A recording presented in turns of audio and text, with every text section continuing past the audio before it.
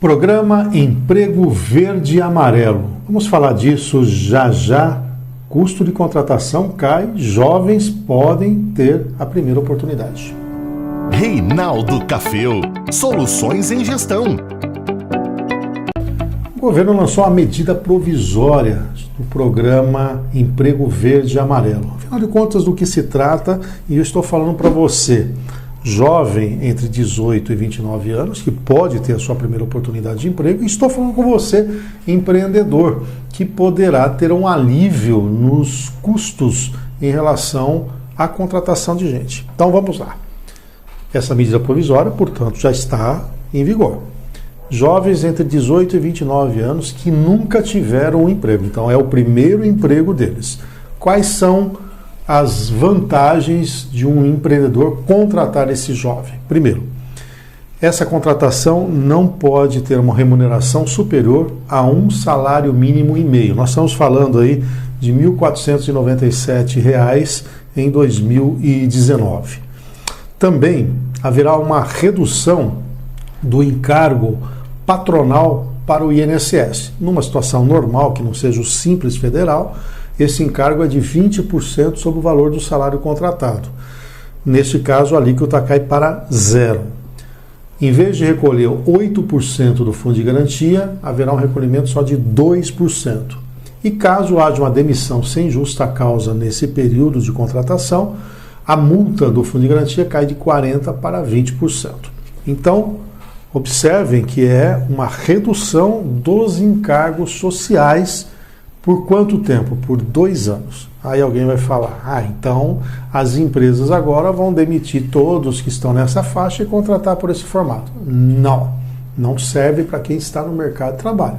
É para o primeiro emprego, ou seja, é a estreia desse jovem no mercado formal de trabalho. Pode até ser que eventualmente ele esteja informal em alguma situação, aí não está caracterizado o primeiro emprego formal.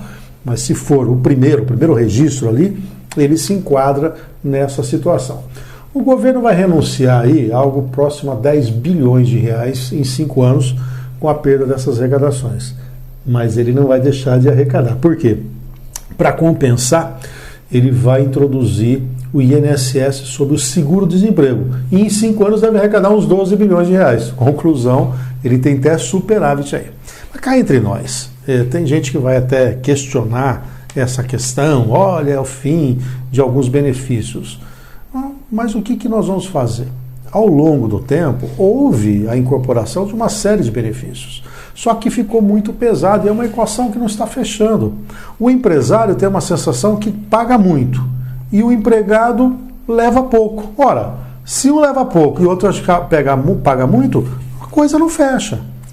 Há estudos, por exemplo, que no setor industrial, dependendo aí de ter periculosidade, insalubridade, descanso semanal remunerado, um funcionário pode custar um pouco mais que o dobro. Isso quer dizer, se eu contratar alguém por R$1.000, eu gasto R$2.000. Isso não é inibidor da contratação de gente? É óbvio que isso sozinho não vai resolver o desemprego, mas pode ser um grande estímulo e pode ser até um início de um processo novo de uma relação trabalhista. Então, além de pensar numa eventual precarização, nós temos que ver o lado positivo. O lado positivo é, estamos fazendo alguma coisa na direção de dar oportunidade de emprego para essa moçada que está aí. Muitos não têm experiência e às vezes não conseguem ter o seu primeiro ingresso. Então há um limitador. As estatísticas do desemprego apontam que essa faixa é uma das mais afetadas. O ministro Paulo Guedes queria, nesse momento também, ter um pacote maior, por exemplo, com o regime de capitalização da Previdência, mas a questão da capitalização já foi, não entrou no processo da Previdência, o próprio presidente Bolsonaro não quis que esse tema entrasse, então não está sendo aquele pacote completo. Mas está em curso uma mudança na matriz econômica brasileira, nós temos que entender isso, né? O próprio Paulo Guedes disse, uma visão liberal, que é o que ele tenta implantar no Brasil, ela não faz revolução, ela faz evolução. Então, é uma maneira de gradativamente a sociedade voltar a discutir certos temas que até então eram tabus. E pode ser uma porta de entrada, como eu disse, exatamente facilitar a vida entre os jovens de 18 a 29 anos. podemos ter questionamentos legais, e isso nós vamos ficar atentos. Primeiro, existe uma previsão constitucional em que não pode ter diferenciação de idade na contratação. E a questão da multa do fundo de garantia e a própria alíquota, ela tem uma legislação própria.